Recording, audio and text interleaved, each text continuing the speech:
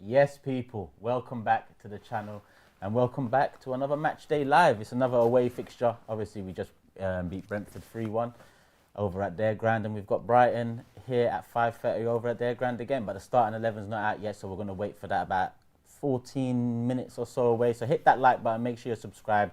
You know what this is about. We're going to talk about the starting 11. It's the transfer window. We're going to talk a bit about that as well. I'm going to get your comments in. Obviously, we'll find time for that as well. But big up Laurie in the building, Tossin in the building, Christian back in the building. Obviously, we're here. No claps? No, man. You know when I'm hosting, it's not. There's no claps. You know this. Bro. I have to say that you two are looking cozy on the sofa over there. Very nice and snug. I don't understand, man. I know, man. But Happy New Year to Happy you, New man. Year, man. Happy New Year to you Happy as New well. Year, sir. Happy New Year, people out there as well. Obviously, best wishes for 2025 and go on, clap the New Year. Nah, yeah, clap the viewers for 2025. Yeah, you guys made it to 2025 supporting Arsenal. That's a big deal. Yeah, it is. Yeah, and it's a big year for us because it's a year that we all expect a trophy. But that's thinking too far ahead. We've got Brighton today, and it is a difficult game, Laurie. I know we've just come off the back of the Brentford win. I went into this week thinking it'd be difficult to get 6 out of 6 away at Brentford and away at Brighton, but I believe our performance against Brentford was one of our better ones this season. I'm not saying it was the greatest, but we haven't had many great performances this season. And I think over the 90, we shouldn't have conceded that goal. Odegaard and Calafiori at fault there. But we're coming off the back of one of our better performances without Saka at a ground that, to be honest, this season, Brentford have been close to immaculate at home. It was the best home last couple record games. until Arsenal. Yeah. So. But you know what it is? So I was last in this seat for the Ipswich game, which we won 1-0, but the performance was, let's face it, less than stellar. And I was one of those, I was quite critical of the performance. And some people said, oh, Laurie, I think you've been a bit negative, and which I didn't think I was. I was like, listen, I'm grateful for the win, but as far as I'm concerned, if we're going to win titles, that performance is not worthy of a title winning side.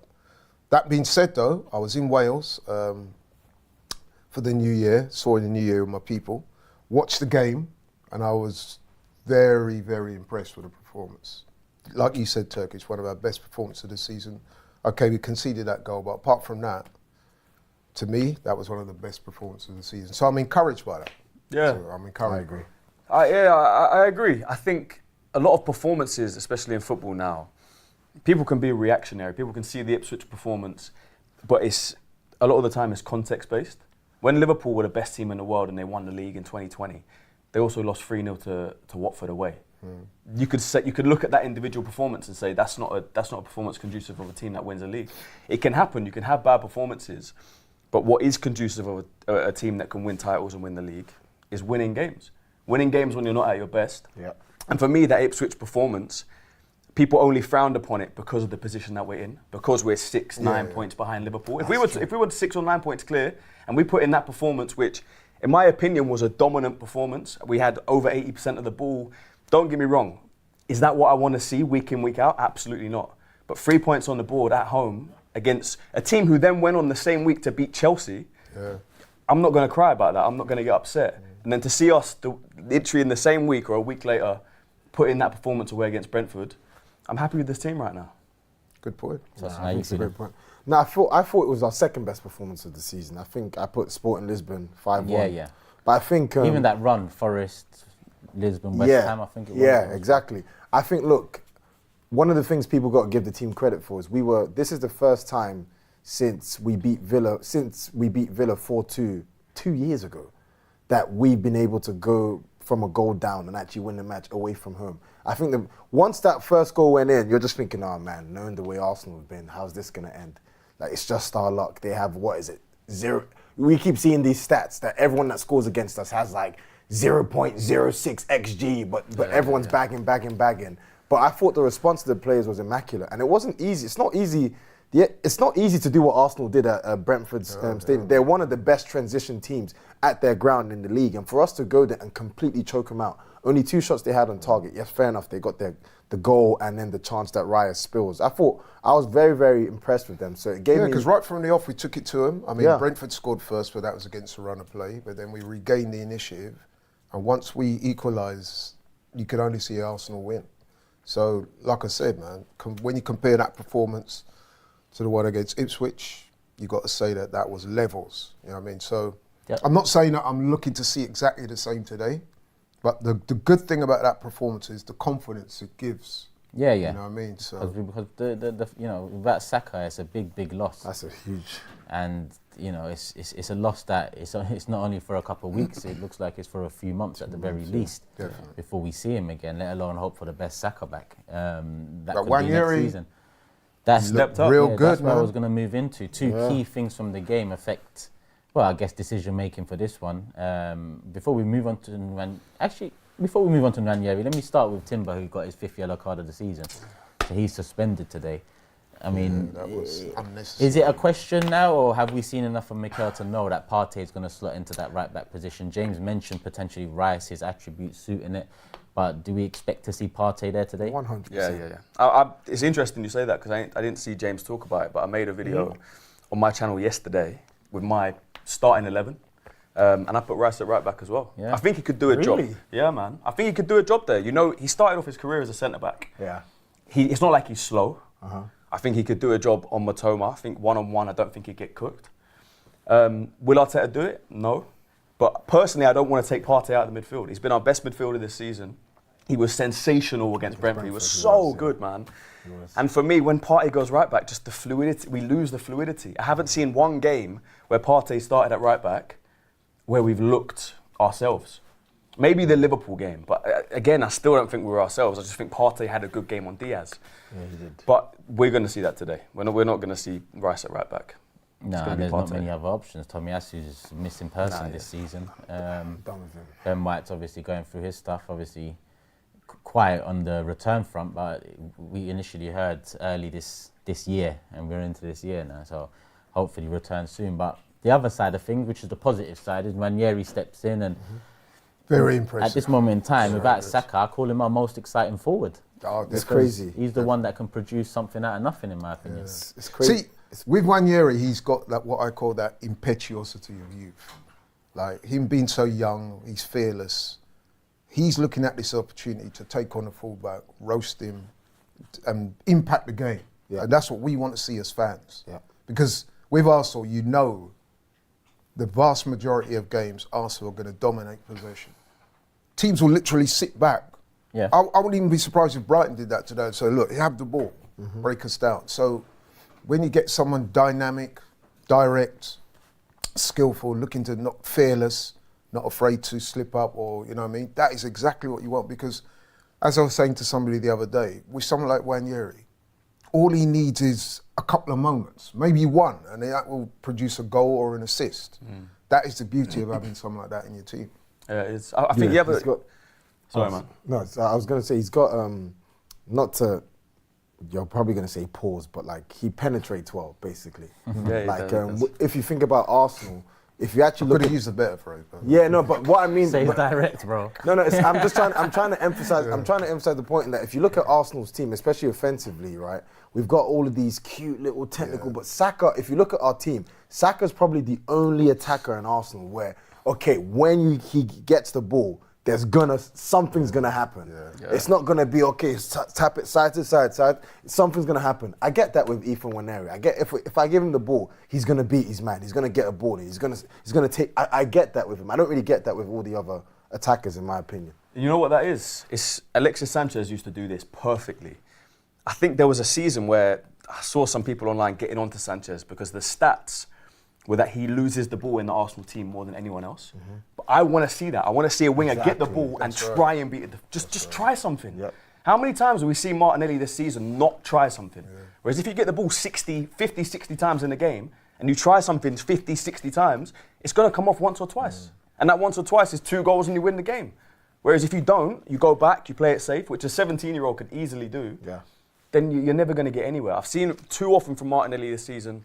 Get the ball, few touches, shimmies up and down, like up the line, come back, come inside. Try and beat Basically your making man. it Try easy and for the take him on. defender. Like many moons ago when I played football, and that's many moons ago, I played left back, right?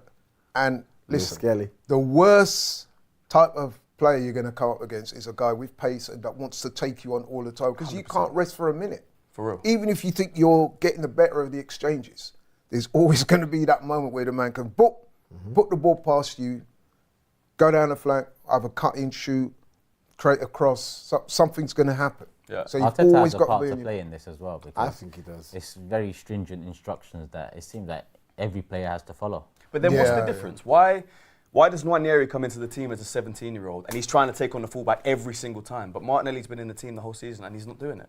As I said, I think it's impetuosity of youth. Do you think Arteta's saying come back inside, don't bring your man? I think part of it is Arteta, because like, look, let's not kid ourselves. Martinelli's best work this season, he's in the box. Like the guy, you're gonna get the best out of Martinelli when he's closer to the box. For me, he's not a touchline winger, and I don't know why Arteta keeps trying this experiment, playing him there. That's not that. If he's gonna be your inside forward, then it's got to be Saka, the one that's gonna hang out wide. Martinelli's got. I always want to see Martinelli. I need to see you near the box. If you're out of the box, you're useless. Let's just be honest. If I could suggest a couple of the main reasons why I think Percy, the manager, is such a big fan of Martinelli. Obviously, he's a talented player, but I think there's two attributes that he has that the manager loves. One is obviously pace. He's probably the quickest player in the team. I don't see him use it, though. I don't see him use it though. Well, he doesn't use it enough. Secondly, is his work ethic. He tracks back and he helps the defenders out. A manager will always like that, because at the end of the day, We just got to find a better mix, because I kind of disagree with Christian that he does take his player on. It's just that he doesn't beat them. That's the difference. Nwaneri, But I don't see him do it enough. He does the same thing all the time. That's what he does. the I don't double see him tap do it and the enough. double Yeah, tap man. and the double tap, and he's not beating him. Maybe wins a corner, or he gets played outside the box again. Yeah. He actually does take the man on. It's just so he's poor in the last explosive. 18 He's months the that- most explosive, quick player in the team. But then if But he like you uses said, that pace and he he uses doesn't that use it same anymore. explosivity Yeah, every Nwaneri I don't single think time he he is gets the anymore. ball. Nwaneri is I don't right think now. he is anymore. I agree with Turkish. You think Nwaneri? Yeah. I think Nwaneri is more explosive than him. Like I don't really get. I think that from Nwaneri him. is more direct, but I reckon if you put them two in a 50-meter, 60-meter Yeah, but you're race, talking who's faster. Like yeah, that's what I mean. Explosive, quick off the mark. oh, I see. To me, oh yeah. Martinelli is the most explosive. Look at the goal he scored against Chelsea. I know it's a few years ago now, but that, you know what I mean? Boom, away. Yeah, but for me, Leaving explosive players is in his also wake. 1-2s, pockets, and Martinelli ain't. Yeah. He ain't good at that. You're right, off No. the mark maybe, but Ranieri's Oh, got look, the Haaland's touch in again. and Oh, nice. he's back. yeah, Confidence is a big goals. thing in this as well. Like, Definitely. I think something hit Martinelli at a point where he lost a lot of confidence. Yeah. Like back in the day, I used to go to Emirates. Fearless. Martinelli couldn't do anything wrong. Fearless. Fans loved him. He could take on a man 10, 15 times, lose the ball every time. Fans are still Keep like, going, come on. keep going. If Martinelli gets the ball now and takes on a man and gets tackled, fans are on his back. So there's kind of more jeopardy, Yeah, more but pressure on the thing Martinelli to do is, it. but that comes with age and that comes with new contracts, and, Yeah, it and does. he's older and he's got more money, so we want more. Yeah, it's true. That's the bottom line It's of it. true. No, you you're know? right. You're It's right. saying, You're right. you know, I agree. He's one of the highest paid at the club, actually. So and he's older. Like he's, Yeah. you know, he's gone through that patch of you're gonna make mistakes, you're learning. I will say this though, he took his goal well the other day. So Yeah, he did. things like that he did. are He lashed. very good for confidence. It was a What nice was with finish. his celebration as well? What was that? Like the whole putting a scarf on. Scarf on. Like what was? I He tend just- not to watch footballers' celebrations nowadays. player. Oh no, man. They try to But- be creative now, innit? I don't know. Yeah, Maybe yeah. like I think someone Arsenal, threw a Arsenal. scarf. Yeah, crowd must and be, he yeah, just put for it on his neck. man. Strange. But yeah, I want to see him doing that every week. I want to see him scoring goals. If he's getting inside but he's scoring goals, I'll take it. Yeah. If he's taking on his winger and he's beating his winger and he's getting assists, I'll take it. I just want to see GA. I want to see quality from Martinelli. I mean, know I've it's been in watching him. a lot agree. of Anthony Gordon because I do like him as a Yeah, player. yeah, yeah. And if you look at him, very direct, always looking to take players on, draws fouls, always creating stuff, always a nuisance. That's what we want to see. Bro, from even- him. The team's out, by the way. So Even Jacob Murphy, for goodness sake. Oh, he's played well. he's Even doing well. Jacob Murphy. The team's out, so let's go. Rising goal, that one's a given. Yeah. Saliba Gabriel given centre back, Partey right back, Yeah, I figured. Calafiori left back. Yeah. So he Guessed retains his position. Rice in the midfield alongside Jorginho and Marino, What? with a front three of Nwaneri, Trossard, and Jesus. No, Odegaard. That's a Odegaard's on different the team, bench, man. Martinelli's on the bench, Lewis Skelly, Zinchenko, Tierney, Kivior, Butler, Oyadeji, and That's Cabia all on the bench. interesting. with That's a lot to Zinchenko take as in. well. What do you make of Odegaard's omission then? I can't lie to He you. must be ill or something. Yeah, He hasn't been good. What about Havertz? True. Is he No, still I ill? think Turkish has got a point Havertz ain't because inside. there has been reports of a bout of illnesses going around the team, innit? And apparently, even at the Brentford game, a couple man was still ill that were playing. So maybe it could be that.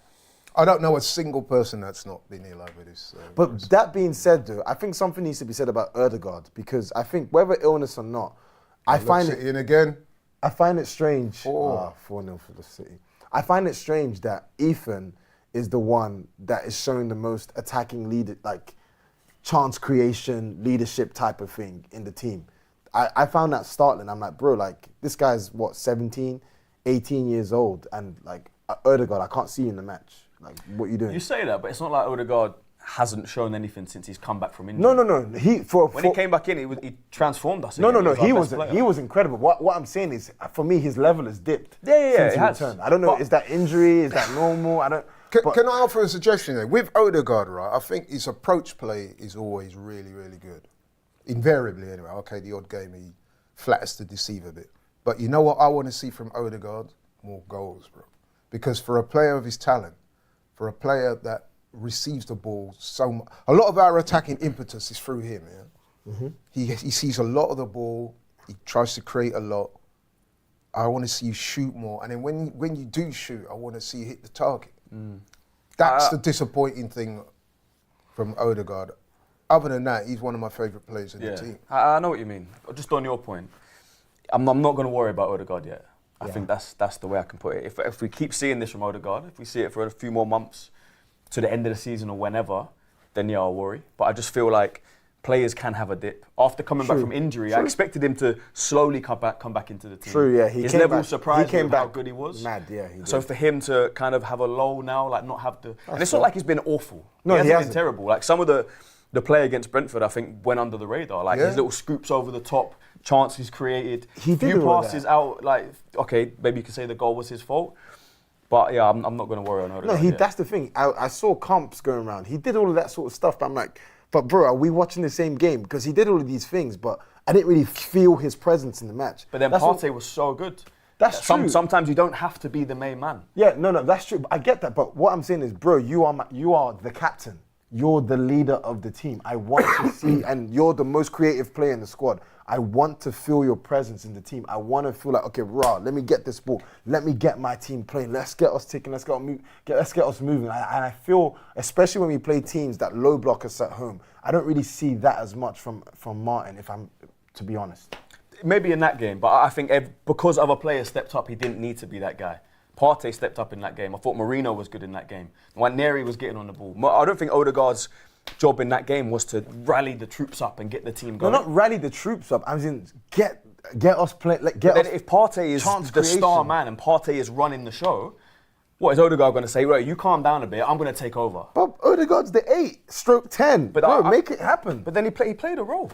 No, I don't think he was. I think people, because he's not getting assists, he's not playing this star pass. I'm not even saying that. I'm not even saying give assists, right? All I'm saying, even the Brentford game, he had an okay game. I'm looking at the games before that. Like what? Give me. So, for example, Ipswich. I'm like, where was he? Everton as well. He missed two. What was it? Gilt-edged chances in the first half. Second half, he was terrible up until a point, probably for like 5 minutes, where he started cooking. I'm just like, okay, fair enough. You got subbed. Poor decision by Arteta on the day, but Odegaard kind of made Arteta's mind up for him because he wasn't playing well. And I'm just thinking, bro, you're our captain, you're the 8, you're the guy, you're the creative fulcrum of the team. Bro, I want to see more from you. Yeah. I don't think that's too much for me to ask of a player as good as Martin Odegaard. That's pretty much all I'm saying. I agree with you on the Everton game. I think it's hard to ignore when your captain, like today, is left out. Okay, they're going to say he's ill. I'm sure he is ill. But even so, man, you're the captain. Like, your name should be the first name on the team sheet. The fact that he's not playing today or not starting today suggests to me that the manager feels he's slightly off form. You know what I mean? Off form. It's still a big decision, though. It's a huge decision. I still would have started the midfield. We've left ourselves with Jorginho, Rice, and Marino. Didn't we start that midfield against Bournemouth? Something like no. It was like Partey. Was it Marino and Jorginho? It was just a stiff midfield. Yeah, it's like this lockdown terrorist mid. Like no, it was Bournemouth where we had the worst midfield three I've ever seen. It was. I think it was Liverpool, no? Was it Liverpool? Because I don't think Odegaard was back for Liverpool. Yeah, it was. It might have been Liverpool where it's 3 CMs playing rather than. Yeah. So listen, it's a big decision. I actually agree with Tosin in that Odegaard's been subbed when we need a goal in recent games. He hasn't performed at the adequate level against Ipswich. I'd agree. Teams where the chance creation needs to be a bit more, and you're the hub of it. But it's still a big decision to leave him out. It is, because man. I'd have I'm started. without slightly... Saka and Odegaard in the lineup, Yeah. It must be illness. You know. Because he's your leader, he's your captain. Also, we shouldn't forget the man leads the press. He's very effective at that. Yeah, he is. His work rate is, well, Phenomenal. phenomenal. Who's going to play in the 10 today then? We don't have one. Marino goes in. I think they So what is it? accommodate. 6 and 2 8. They're going to have to try and accommodate for Nwaneri to get into central spaces and create more. Because, I mean, who we relying on? Oh, listen, behind Nwaneri, I guess, and this is. I look at Odegaard for this as well. Nwaneri is probably the best player we got in beating a man or two. Probably Rice after him, and that's not a good look. Right, wow. Because that's more powerful runs that you beat a man with, but that's not a good look. So we're leaving ourselves. Odegaard's someone that he struggles to beat a man as well. He needs his time. That's he's still a quality player. Yeah. But See, under normal circumstances, he'd be like literally him and Saka, the two first names on the sheet, along with Raya. Yeah. The fact that he's not playing today is a little worrying for me because it suggests that. let me get Brighton's team. It must be illness or something. Yeah, I'm sure it is. So we've got Brighton's team here. Verbruggen in goal, obviously. Igor, I think that's the left back. Igor centre back. Centre back. I thought he's a left back, but yeah, across the defence, we've got Gruder as well. To be honest, they've just listed it out. Pedro, their captain. Adingra, big threat. Belieber, cold. Ayari, Van Heck, centre back there. Stupinan, another full back. O'Reilly's in the middle. Veltman. Okay. Veltman. Just looking at that So team. see, Danny Okay, so no Matoma. Enciso, Matoma on the bench. Minte on the bench as well. Matt Brighton are O'Reilly not in starting. a good moment. He's decent though. But the games are Stupian's coming thick and good. fast as well. Like January. O'Reilly is decent. That's not the strongest team. They got a lot of injuries, man. And they're not Obviously, in a, Welbeck, they're Ferguson not in out. their best form. Right? Your guy's Because- out. Turkish, your guy. Kalioglu's out. Yeah, he's just had an operation on his toe or something. Yeah. Milner. They got a lot of injuries. Yeah, as they well. got players out, man. There's no excuses today. Look, We even must. with Odegaard not must. in that team. And this we have to also say that Brighton, I think there's no wins in their last 5 or 6. Yeah, they're draw specialists. last 7. Oh, was it 7? I think it's Wow. last Yeah, they've drawn. Yeah, last 7, yeah. They've Two drawn a two lot of losses and games. 5 draws. There's The there- last And the thing about Almost Arsenal instant. is, right, let's be honest, man, there is no margin for error. So None. even if we drop points today, that's like a loss. Yeah, We yeah. have to win the We game. have to win this. So 100% we have to we win need it. to. All right, now the lineup's in. Well, one more question actually on the lineup. Obviously, Calafiori is the summer signing. I think caught out for the goal against Brentford. I think more percentage is probably on him than Odegaard, but both at fault in some way. And then you could put maybe a couple % on Raya as well. I thought Raya should have done But better. he keeps with his that. space. Beating Is on his near everyone cool post. with that? Lewis Skelly, is it a case of not playing 2 teenagers in the side, or is it a case of Calafiori is the left back Probably. for us? I think if you're the manager and you spent that amount of money on Calafiori and then you replace him with Miles Skelly, I don't think it's about them. I know what you're saying. No, but you know what I'm saying, like, yeah, he's of gonna course. back If you his spent 50 signing, mil on or 45 Yeah, mil, whatever it yeah. was on a left back. I trust Arteta when it comes to that. Defensive decisions over the past however long he's got right. Right, yeah. Like I'm sure he watches Calafiori every day in training and watches Skelly every day in training and says, this is my guy. Like, there's no doubt that Skelly has been brilliant. He's come in and been, like, stepped up. He looks like a senior player. But it's not like Calafiori was putting in bad performances. This is what someone was saying it last time, like, oh, Skelly deserves his spot, he's been playing well. No, but It's Skelly's like, shown the best level at left back this season. you think? Yeah, man. Calafiori's been spun at. No, listen. I'm not getting onto him here, but I can't pick out most. played a lot more, though. He's played a decent good amount word to more. me. He's played a decent amount, not a lot more. He didn't come in. His first start was City. He scored in that one, but he also got spun by. We're talking defensively. Spun by Savinho in that one. Got spun against PSG. Yeah, Oh, PSG. Even The Southampton, what's Tyler his name? Diblin. Diblin, Yeah, him. And then Mbomo, I wouldn't say he spun him, but he gave him Didn't too close him much down quick space. enough, yeah, Whereas for sure. Lewis Skelly, I think, he's actually been solid all round. But Can I tell you listen, the thing about it is what it Calafiori is. that I've noticed about him? And in some ways, it's a big strength, and in other ways, it can be a bit of a liability. He loves a tackle. Yeah, loves it. And sometimes he overcommits. Yeah, he does. And he makes mistakes that you think, come on, man, you're a seasoned defender. You should really be doing a bit better. So hopefully, he's fairly new. Obviously, he's very new to the Premier League. We will hope that he will learn from that. But he does need to, you know what I mean? He'll learn that. I think given the fact that it's his first season, I mean, Arsenal would have definitely known about his injury record. He's played a couple games. He played a lot of games for Bologna last season, but he's not got a great injury record. I personally think, I don't agree with that. I think he's been Arsenal's best. I think Skelly's come in and he's set such a crazy level for a guy his age. But let's not get it twisted. Calafiori, when he came into the team, there was excitement and it was fairly just. The guy, for me, he's been good. That's because he's tall. That's because he's tall Italian with No. It's not even that, bro. He's a top player, man. He is a top player. No. You man ain't seen 50 games of the guy to say he's a top player. Bro, the guy's a baller. No one really has. I saw him. And we signed him as a centre-back. So it's all good and well, the history of his credibility so far, I get that. Yeah. My first insight of him was Euros. Yeah, but and it was he more brought out one Euros. game in that Euros where he popped up with the run in. That's what kind of launched him onto the scene, right? Yeah. And I liked the signing because I thought, all right, we're being shrewd, we're buying one of the quality players, young players we see. But even when in it Euros, turns out it to was be the your one main good signing, game he had, innit? Against Spain, I think. a lot more They emphasis went is out put on you. I think. Yeah, but if I look at his performances this season, PSG, he was sick. Leicester, he was sick. Southampton, yeah, he got spun a few times. City. The thing about Calafiori, he'll get caught out, right? It's the same thing with Brentford. He got caught out for that in Brentford, but outside of that, he was faultless, if you ask me. I thought he had a good game. And he's I a don't good think player. it's an accident to bring in a left back and play him centre back. We've seen Pep do it. No, it's not an accident. We've seen Pep play 4 centre backs. It wouldn't surprise me if 5 years ago Arteta and Pep had the conversation at night. This is what the future of football is. Let's put all centre backs along the line. Like that is obviously an idea. No, it's by design. It's definitely by design. But when you need a striker and you don't buy a striker and you buy a centre back for left back, I'm sorry. It needs to make a big improvement into even the attacking side, the transitional side. And I still feel Miles Lewis-Skelly has shown the best performances in that position. Don't forget he came on against Liverpool when our defence was fucked. Yeah, it was fucked. Let's be honest here. He came on. He was trusted there. He came on against City as well. It's not like he hasn't had Champions League. I believe he came on against PSG. He started. I like Calafiori. I do agree a lot with what Tosin says. The quality is evident. However, like I said, if he's going to assume the top player in the Premier League, he's got to cut out some of those rash tackles that he does. And he overcommits. I've seen him do it a few times. One or two times he's got away with it. But he's been also found out. We talked about in Buemo as well the other day.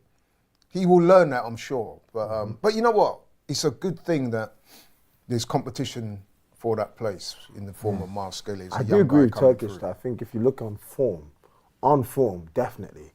Like, I don't think Skelly should have been dropped on form. Let's just be But honest. we do need Calafiori as a 40 million signing, considering Skelly's also just turned 18, of course. And like you say, the balance of the team, to have a 17-year-old on the right wing, an 18-year-old at left back is like. Do you think that really matters, though? Yeah, I do. I don't think in modern day football it I don't matters think as it much really as matters that much. As You know what? I don't know how to articulate this, but it's a feeling you get. Like, I haven't played football to the highest level. I played football to a decent level, and when you look around and you see people that are not as experienced as you, or not as good as you, or don't know as much as you, it kind of breeds a feeling around a team. So for Marino, who's a new player, to get the ball from a left back and it's an 18-year-old Lewis Skelly, Marino's then going to feel like he's got to step up because this is a kid at left back. But if Marino gets it from a experienced international defender, it's a different feeling. Looking around your team and seeing these big guys that have played in Euros, that have played in these big teams, it just breeds a feeling around the team. I'm not saying we can't win with Lewis Skelly at left back and Nwaneri at right wing. There's just a feeling you get in a team where you look around and you think, this team could be champions. And I don't know if you got Lewis Skelly and Nwaneri in that team, if you're going to look around and feel that. Yeah, that's a good point. I barely feel that, regardless at this moment in time. Don't get me wrong, I know, but there's just a feeling in Not a with team the sometimes, defenders, and a though, balance you have on We've a got a team super sheet. chat from Sheku. He says he was never signed to play centre back. That's not true. I didn't say he was signed to play centre back. I actually believe he was signed to play left back.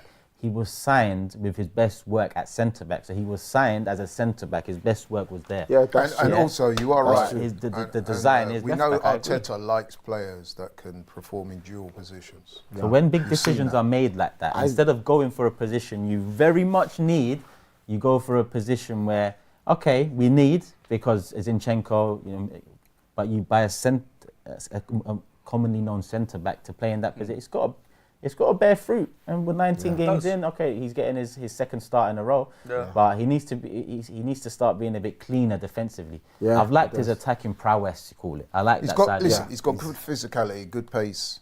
Like I said, he loves a tackle, but he does need to eradicate certain things from his game. We talked about the impulsivity. He loves a tackle. Sometimes if the ball is there to be won, he's going to go for it. Even when sometimes you think, well, actually, I mean, take a step back, see what's happening. He will just go straight in. You think, oh, why'd you do that? I think he will learn from that, and I think he will be a good player. Let me just get the line-up in one more time with the bench. Just to remind the people, Raya's in goal. Partey, Saliba, Gabriel and Calafiori make up the back line. Rice, Jorginho and Mourinho make up the midfield 3. I assume Jorginho 6, Rice 8, Mourinho 10 or 2-8, however you want to call it. And Nwaneri and Trossard starting either side of Jesus. I expect that to be the lineup, considering Jesus has scored, 4 in or 6 in 4 now or something like that.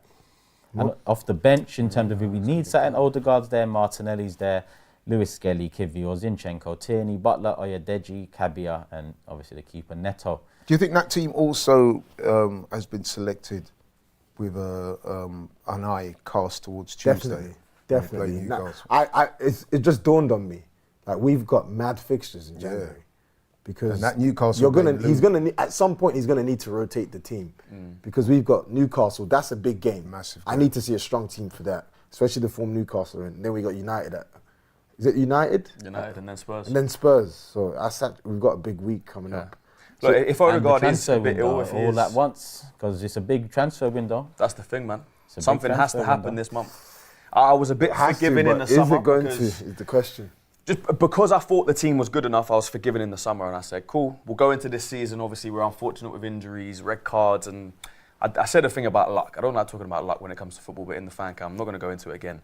But this transfer window, I know you're not happy. This transfer window, He's never happy. this transfer window, if I'm not happy, then my thought is going to change. And I don't know the ins and outs of the club. I don't know if that's on Arteta. I don't know if it's on the board. But something has to happen in this window. It has to. But what's going to happen? I will welcome you February 1st. What I would say as long to as you you're not one of these fans that when fed some bullshit, you're going to come back to me on 1st of February like a Sterling and say, well, we did sign him. If you're not one of those, welcome February 1st. Welcome. No, but could I If just you are, caution you both, like, right? Do not expect to see, like, if we do get something major across the line, that's very fortunate. You have to remember in January, You know what? Nah, man. I want to talk about this more. I don't believe that. Look at the impact Arshavin had when he signed for us, man. Come on. Yeah, there's a few examples, but we'll line them examples up for the Watch Along Match Day Live starting in about 45 minutes. People at 5:15, we are live 15 minutes before the game away at Brighton. An interesting lineup to say the least. I'll call it interesting. I can see mixed reviews in the comment section, mixed reviews here. It is what it is. We've got a game to play. We've got 3 points to collect. Hopefully, fingers crossed, it's not going to be an easy game, people. Hit that like button. Make sure you subscribe. Love for the love. Tune in about 44 minutes now.